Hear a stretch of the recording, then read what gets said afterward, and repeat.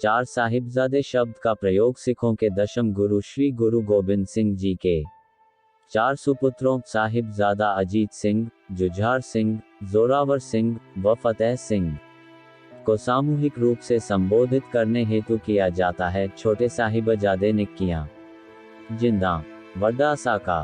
गुरु गोबिंद सिंह जी के छोटे साहिबजादों की शहादत को जब भी याद किया जाता है तो सिख संगत के मुख से यह लफ्ज ही बयां होते हैं, जुदाई।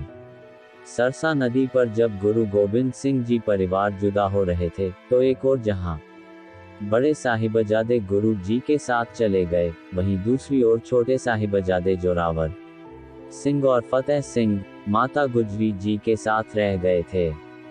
उनके साथ ना कोई सैनिक था और ना ही कोई उम्मीद थी जिसके सहारे वे परिवार से वापस मिल सकते।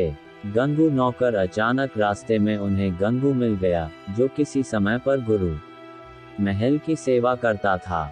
गंगू ने उन्हें यह आश्वासन दिलाया कि वह उन्हें उनके परिवार से मिलाएगा और तब तक के लिए वे लोग उसके घर में रुक जाएं। माता गुजरी जी और साहिबजादे माता गुजरी जी और साहिबजादे गंगू के घर चले तो गए, लेकिन वे गंगू की असलियत से वाकिफ नहीं थे।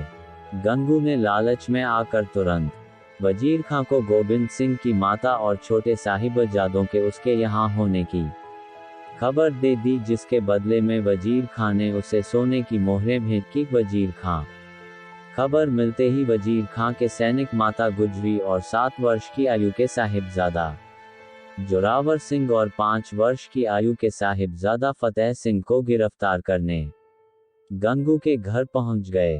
उन्हें लाकर ठंडे बुर्ज में रखा गया और उस ठिठुरती ठंड से बचने के लिए कपड़े का एक टुकड़ा तक ना दिया। ठंडे बुर्ज में रखा, रात भर ठंड में ठिठुरने के बाद सुबह होते ही दोनों साहिबजादों को वजीर खां के सामने पेश किया गया, जहां भरी सभा में उन्हें इस्लाम धर्म कबूल करने को कहा गया।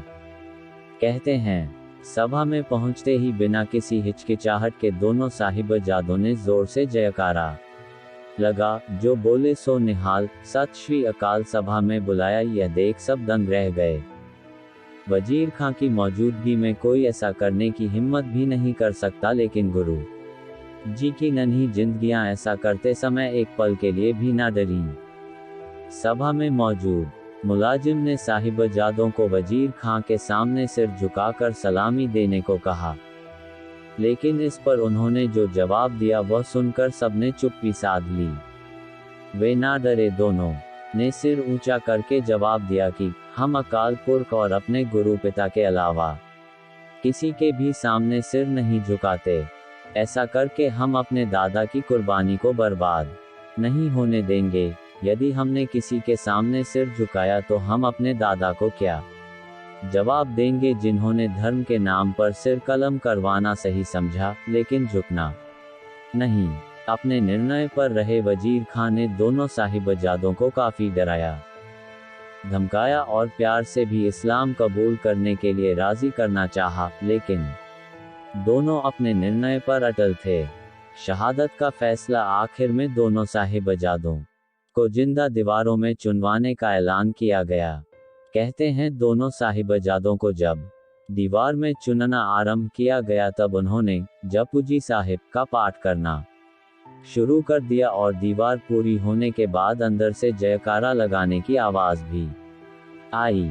मुगलों का कहर, ऐसा कहा जाता है कि वजीर खां के कहने पर दीवार को कुछ समय के बाद तोड़ा गया, यह देखने के लिए कि साहिबजादे अभी जिंदा हैं या नहीं। तब दोनों साहिबजादों के कुछ श्वास अभी बाकी थे, लेकिन मुगल मुलाजिमों का कहर अभी भी जिंदा था। उन्होंने दोनों साहिबजादों को जबरदस्ती मौत के गले लगा दिया। माता गुजरी जी का निधन, उधर दूसरी ओर साहिबजादों की शहीदी की खबर सुनकर माता गुजरी जी ने अकाल पुरख को इस गर्वमयी शहादत के लिए शुक्रिया किया और अपने